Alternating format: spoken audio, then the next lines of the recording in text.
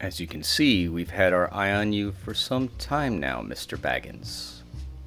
It seems that you've been living two lives. In one life, you're Frodo B. Baggins, a respectable hobbit living with his uncle in Bag End of the Shire. You are skilled in gardening, enjoy reading, and you help your uncle in writing his book. The other life is lived in the wilds, where you go by the traveler alias Underhill, consorting with wizards, dwarves, and elves while trafficking in illicit enchanted jewelry. One of these lives has a future, and one of them does not. We're willing to wipe the slate clean, give you a fresh start. All that we're asking in return is your cooperation in bringing a known terrorist to justice, a being who calls himself Sauron. Yeah, well, that sounds like a pretty good deal, but I think I may have a better one. How about I put on this ring and...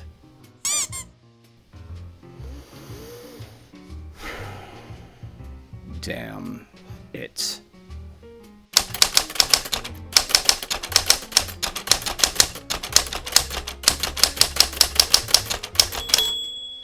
To be honest, I don't know when I first read The Hobbit. There have been many read-throughs for school assignments or simply recall some detail of the story, but the very first time? It's hard to say. I almost feel, being a nerd from birth, the story came pre-installed in my brain as firmware. Someone up there knew the egregious geek I was to become and that this tome would be required knowledge. How wise they were. Needless to say, the books of The Hobbit and the Lord of the Rings trilogy are as sacred to me as any revered holy text. What's that I hear from the back? If those words are so needless, why did I bother uttering them? Well, aren't we a nitpicky little bugger? You show promise. I'll be keeping an eye on you. For the rest of you, this begins my look at J.R.R. Tolkien's classic works and how they have been treated by the cinema over the last 45 years. 45 years? That can't be right. Let's see. The animated version of The Hobbit was released in 1977, 8 years after I was born. And the current year is... which would make me... moving on. As I've stated, I have read J.R.R. Tolkien's masterpieces many times, and at an early age that shall not be discussed, I was introduced to the animated release of The Hobbit. I watched this rendition countless times in my youth, tracing the steps of Bilbo on his epic journey. The film is quite faithful to the text, with some modifications made to speed up the pacing a bit. The dwarves are introduced to our protagonist at a much faster rate than in the book, and the quest begins a bit more abruptly, truncating much of Bilbo's fretting over Gandalf's appearance and debating whether he should join the Party of 13. Bjorn the Skin Changer is cut from the story entirely, as are the dwarves' early encounters with the elves in Mirkwood. What is curious about these alterations is much of the dialogue referencing these clipped events remains, such as Bilbo fretting over leaving without his customary handkerchiefs when he clearly had time to grab them, or reference to the elf clearing and the associated confrontations between the elves and dwarves in Mirkwood, despite these events never occurring in the film. As I detailed in my previous videos, the years that followed changed the way I viewed films. I had an ambition in my youth to one day make an epic movie of my own, so I dedicated myself to studying the art of cinematography. To paraphrase the words of a great author, this made it impossible for me to fall through the screen. I could no longer simply become engrossed by the spectacle. I wanted to know why things worked as they did. What made one movie a classic and another a bomb? Over the years of overanalyzing one film after another, I became slightly jaded, a level of skepticism arising whenever a new trailer arrived in the cinema. Sure, those brief cuts looked good, but how would it all come together? Would a fantastic epic unfold in the final version? Or had I already been served all the best shots in the flick? This was never more the case than when Lord of the Rings: Fellowship of the Ring was announced. I had seen how Hollywood could mutilate a classic work, but this was treading on sacred ground.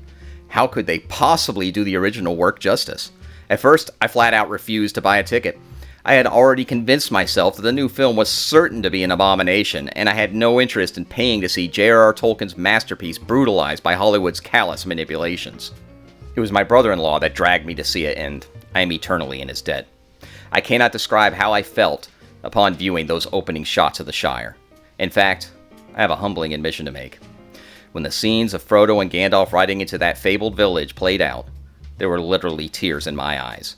To me, that moment was like returning to a long-forgotten playground, or a childhood neighborhood you never thought to see again. Peter Jackson had done the impossible. He had created in film what I had imagined with every reading. What was more, it did not end there.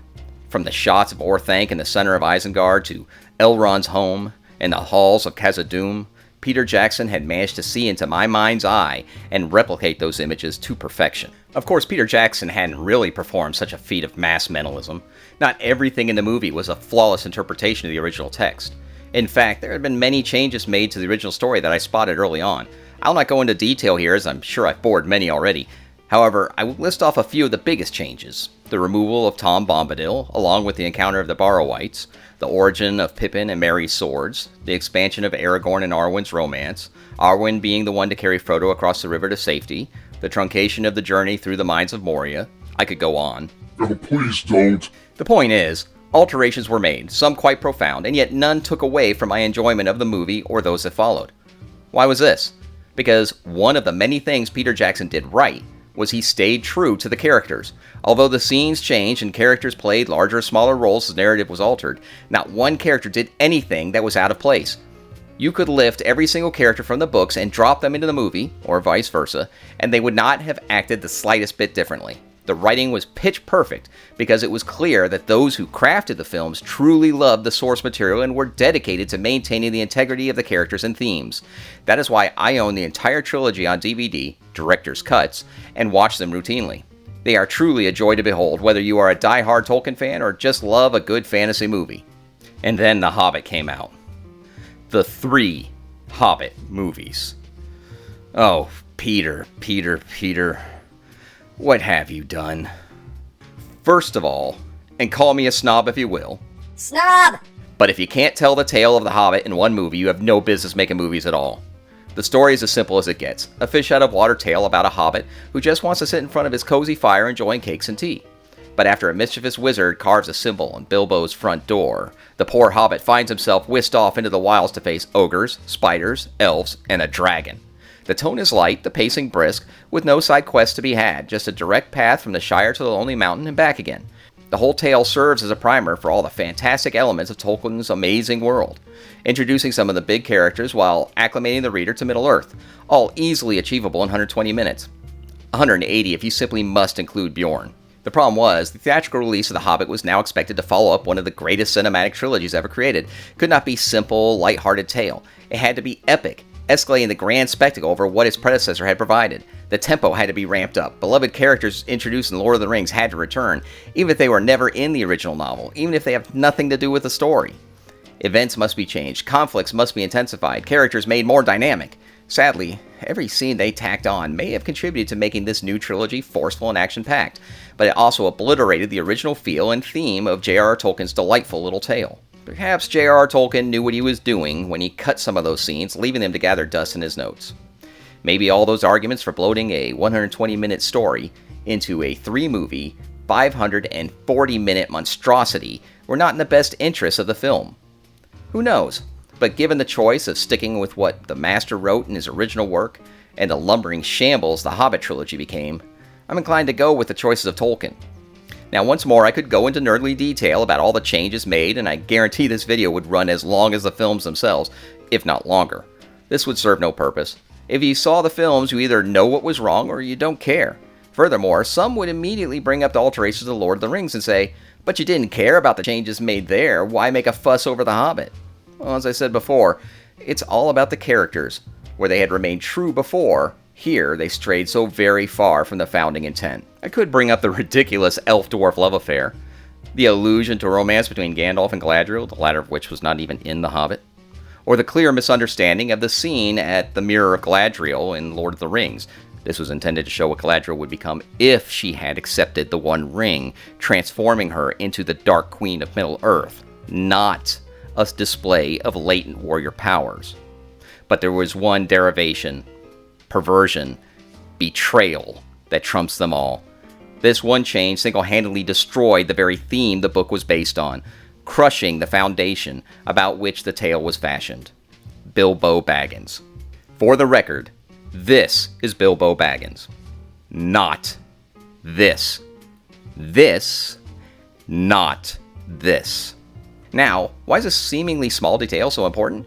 Well, to understand the works, one must understand that the creator, J.R.R. Tolkien, served in the military in World War I, seeing action in the Battle of the Somme, a true meat grinder of a conflict at the dawning of mechanized warfare. He also took part, albeit behind friendly lines, in military intelligence operations during World War II. This was a man who knew grisly realities of war, having seen those horrors firsthand. One could hardly experience such events without them having a profound effect. So, taking into account this small slice of this legendary author's life, let's look at the Hobbit. Bilbo was no warrior.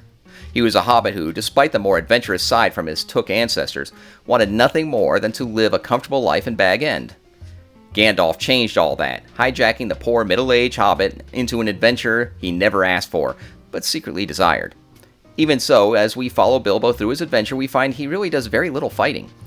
The dwarves who he accompanies engage in a great deal of tough talk, singing of glorious battles of the past, their loss of their ancestral home to the Great Worm, and how they will one day take it back by any means necessary. And yet, whenever a problem arises, who gets pushed to the fore but Bilbo Baggins? It is always their hired burglar and lucky number who must solve the current dilemma, usually through blind luck and inspired cunning. Only in the confrontation with the spiders does Bilbo actually fight, and even then, only long enough to free the dwarves. In no other part of the story does Bilbo so much as lift his sword in anger, let alone swing it, much to the benefit of Gollum. The fact of the matter is, Bilbo was more of a pacifist than a warrior, avoiding a fight wherever possible. Contrasting this, the dwarves were quite warlike, although they seldom seemed to anticipate the consequences of their actions. Thorin admits as much in his final speech to Bilbo, where he calls him the child of the kindly West. Quote, "If more of us valued food and cheer and song above hoarded gold, it would be a merrier world," end quote. For all their bluster and talk of battlefield glory, in the end even Thorin Oakenshield must admit Bilbo understood the ravages of war far better than any of the dwarves ever had. It's also worthy of note that, although the dwarves sing Bilbo's praises after every scrape he gets them out of, this is quickly forgotten the moment the next obstacle appears. Bilbo is forever going from being a savior to a bum and back again in the dwarves' estimation, their promises of eternal gratitude and that of their families forgotten the next time a dilemma raises its ugly head. It is important to note here that Tolkien himself described the dwarves as such in the novel. Quote, "Dwarves are not heroes, but calculating folk with a great idea of the value of money. Some are tricky and treacherous and pretty bad lots. Some are not, but are decent enough people like Thorin and company, if you don't expect too much." End quote. Does this sound like this bloke? In fact, compare this to anything that appears in that bloated 3-movie abomination. It's not just that the story was changed, it's not even a simple matter of altered characters. The original theme of the book has been decimated, turning Bilbo Baggins from a simple hobbit trying to navigate impossible situations as best he could, while becoming a far more confident hobbit along the way, to a sword-swinging action hero, no better than the war and gold-mongering dwarves he was meant to steward and instruct through his example. It is here that I would also note that the Battle of Five Armies took up a grand total of 1 chapter in the book. The entire fight spans 11 pages of a 287-page novel, and Bilbo was unconscious for most of it. My point is, as much as I love what Peter Jackson accomplished in adapting The Lord of the Rings to the silver screen, what he followed this up with in The Hobbit was truly terrible. That is not to say that the acting was poor, that great gobs of money were not spent to create fantastic special effects, or that a great deal of effort was not put into the 3 movies that should have been trimmed down to 1. Just that this was not in any way, shape, or form the story that J.R.R. Tolkien was trying to tell. What is worse is the legacy that the Hobbit trilogy left behind, changing the standard of what passes for a J.R.R. Tolkien tale. Nowhere is this better illustrated than in the recent release of The Rings of Power, where the excesses of Peter Jackson have been seized upon and expanded to the point of serving as a parody of the original masterpieces. Now, I am certain there are some of you out there that like this new long-running series. And I'm not one to tell you not to like it, but I certainly will think it awfully loudly. I am sure it could be quite enjoyable if you simply take it as a generic fantasy show, with some suspiciously familiar names of characters and places. But the creators have said, in often inflammatory language and tones, that this is not Tolkien's Middle-earth. I could not agree more. But if it is not, then what is it?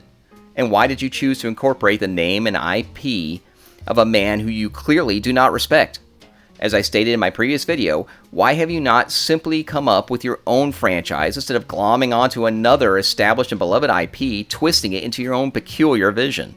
I will not belabor this point. I will conclude this video with an open request to Hollywood. Please stop.